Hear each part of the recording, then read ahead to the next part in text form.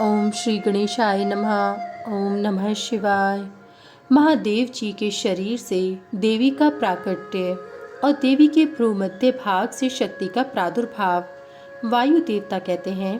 तदंतर महादेव जी महामेघ की गर्जना के समान मधुर गंभीर मंगलदायिनी एवं मनोहर वाणी में बोले, ब्रह्मा, तुमने इस समय प्रजाजनों की वृद्धि के लिए ही तपस्या की है। तुम्हारी इस तपस्या से मैं संतुष्ट हूँ और तुम्हें अभिष्ट वर देता हूँ। इस प्रकार परम उदार तथा स्वभाववत मधुर वचन कहकर देवेश्वर हर ने अपने शरीर के वाम भाग से देवी रुद्राणी को प्रकट किया। जिन दिव्य गुण संपन्ना देवी को ब्रह्मवेत्ता पुरुष परमात्मा शिव की पराशक्ति कहते हैं तथा जिनमें जन्म मृत्यु और जरा आदि विकारों का प्रवेश नहीं है, वे भवानी उस समय शिव के अंग से प्रकट हुईं, जिनका परम भाव देवताओं को भी ज्ञात नहीं है। वे समस्त देवताओं की भी अधीश्वरी देवी अपने स्वामी के अंग से प्रकट हुईं। उन सर्वलोक महेश्वरी परमेश्वरी को देखकर विराट पुरुष ब्रह्मा ने प्रणाम किया और उन सर्वज्ञा सर्वव्यापिनी सूक्ष्म सद्भाव से रहित और अपनी प्रभा से इस संपूर्ण जगत को प्रकाशित करने वाली पराशक्ति महादेवी से इस प्रकार प्रार्थना की। ब्रह्मा जी बोले, सर्व जगन्मयी देवी, महादेव जी ने सबसे पहले मुझे उत्पन्न किया और प्रजा की सृष्टि के कार्य में लगाया। इनकी आज्ञा से मैं समस्त जगत की सृष्टि करता हूँ। किंतु देवी, मेरे मानसिक संकल्प से रचे गए देवता आदि समस्त प्राणी बारंबार सृष्टि करने पर भी बढ़ नहीं रहे हैं।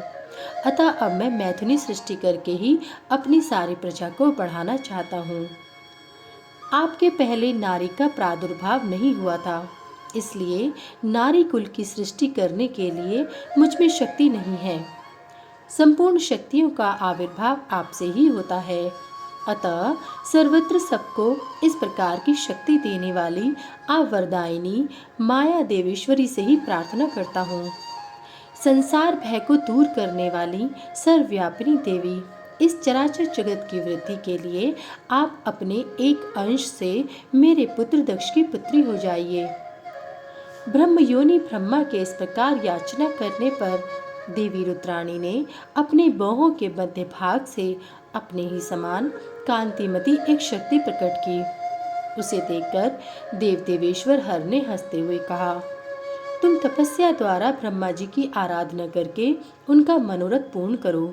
परमेश्वर शिव की आज्ञा को श्रोधार्य करके वह देवी ब्रह्मा जी की प्रार्थना के अनुसार दक्ष की पुत्री हो गई। इस प्रकार ब्रह्मा जी को ब्रह्म रूपिणी अनुपम शक्ति देकर देवी शिवा महादेव जी के शरीर में प्रविष्ट हो गईं। फिर महादेव जी भी अंतर्ध्यान हो गए।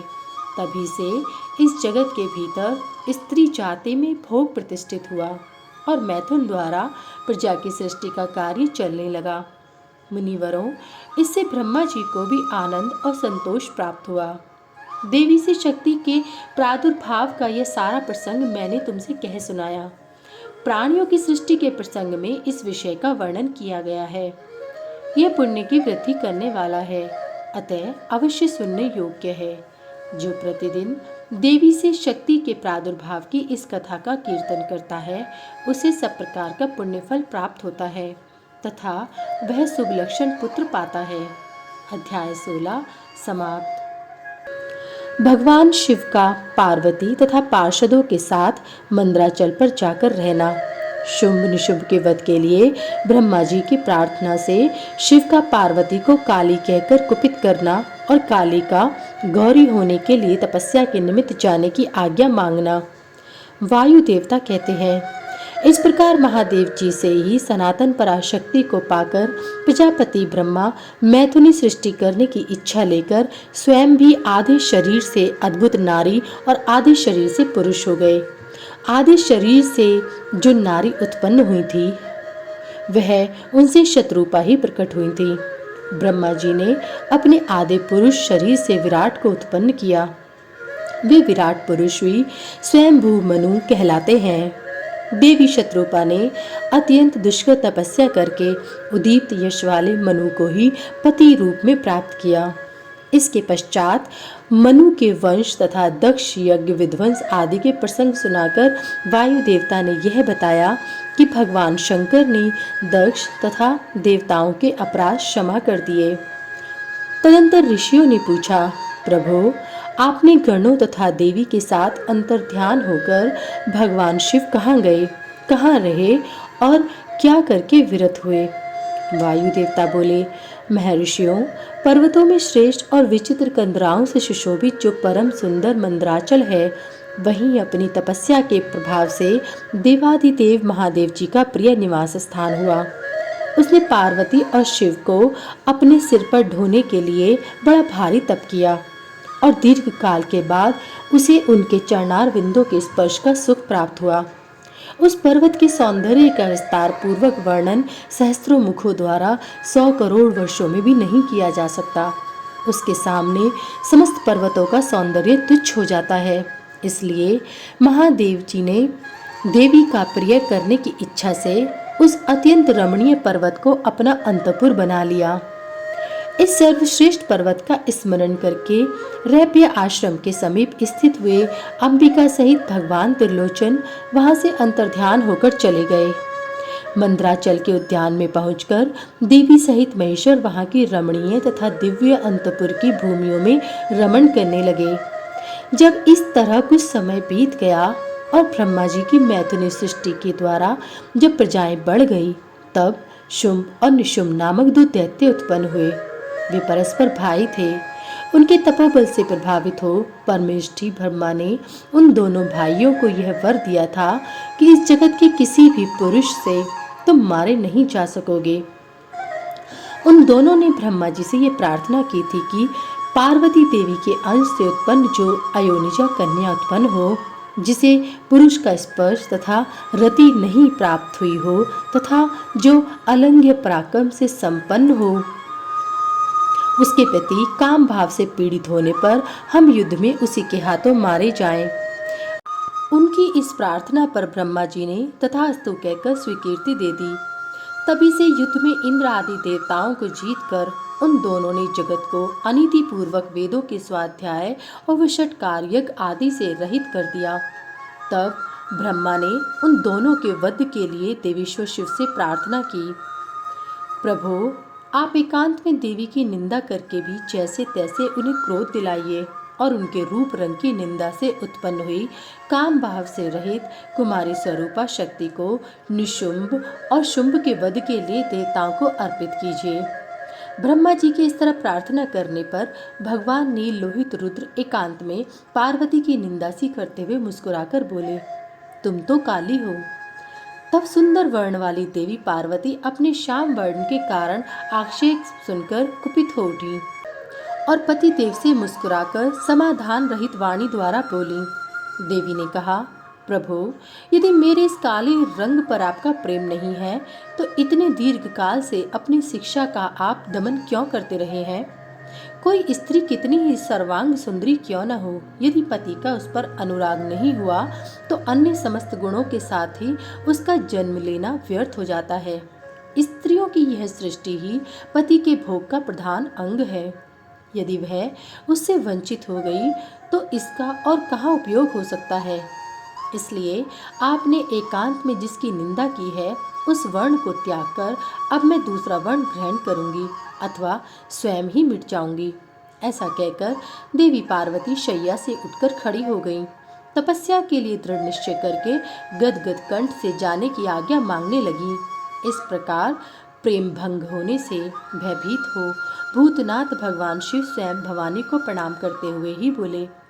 भगवान शिव ने कहा, प्रिय, मैंने क्रीड़ा या मनोविनोद के लिए यह बात कही है। मेरे इस अभिप्राय को न जानकर तुम कुपित क्यों हो गई? यदि तुम पर मेरा प्रेम नहीं होगा तो और किस पर हो सकता है? तुम इस जगत की माता हो और मैं पिता तथा अधिपति हूँ। फिर तुम पर मेरा प्रेम न होना कैसे संभव हो सकता है? हम दोनों का वह प्रेम भी क्या कामदेव की प्रेरणा से हुआ है? कदापि नहीं, क्योंकि कामदेव की उत्पत्ति से पहले ही जगत की उत्पत्ति हुई है।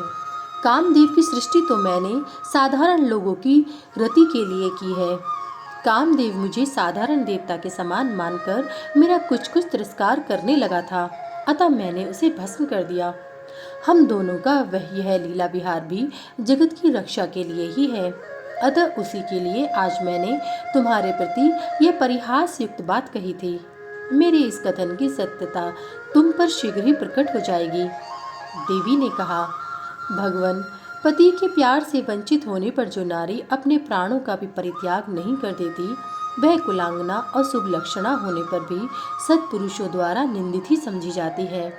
मेरा शरीर गौर वर्ण का नहीं है, इस बात को लेकर आपको बहुत खेद होता है, अन्यथा क्रीड़ा या परिहास में भी आपके द्वारा मुझे काली कलूटी कहा जाना कैसे संभव हो सकता था।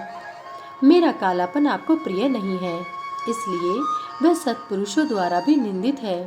अतः तपस्या द्वारा इसका त्याग किए बिना अब मैं यहाँ नहीं रह सकती। शिव बोले, यदि अपनी श्यामता को लेकर तुम्हें इस तरह संताप हो रहा है तो इसके लिए तपस्या करने की क्या आवश्यकता है। तुम मेरी या अपनी इच्छा मात्र से ही दूसरे वर्ण से युक्त हो जाओ। देवी ने कहा, मैं आपसे अपने रंग का परिवर्तन नहीं चाहती, स्वयं भी इसे बदलने का संकल्प नहीं कर सकती। अब तो तपस्या द्वारा ब्रह्मा जी की आराधना करके ही मैं शीघ्र गौरी हो जाऊंगी। शिव बोले, महादेवी, पूर्व काल में मेरी ही कृपा से ब्रह्मा को ब्रह्मपद की प्राप्ति हुई थी, अतः तपस्या द्वारा उन्हें बुलाकर तुम क्या करोगी।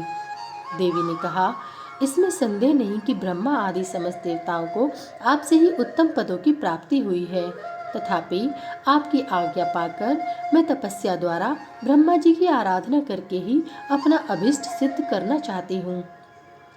पूर्व काल में जब मैं सती के नाम से दक्ष की पुत्री हुई थी, तब तपस्या द्वारा ही मैंने आप जगदीश्वर को पति के रूप में प्राप्त किया था। इसी प्रकार आज भी तपस्या द्वारा ब्राह्मण ब्रह्मा को संतुष्ट करके मैं गौरी होना चाहती हूँ। ऐसा करने में यह क्या दोष है, यह बताइए।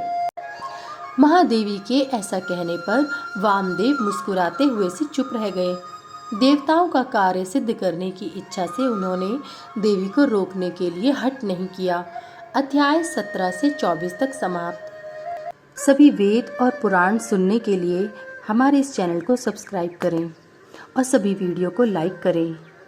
अगर मुझसे पढ़ने में कोई त्रुटि हो गई हो तो कृपया मुझे क्षमा करें और कमेंट में हर हर महादेव लिखना ना भूलें। भगवान भोलेनाथ की कृपा आप सब पर सदैव बनी रहे।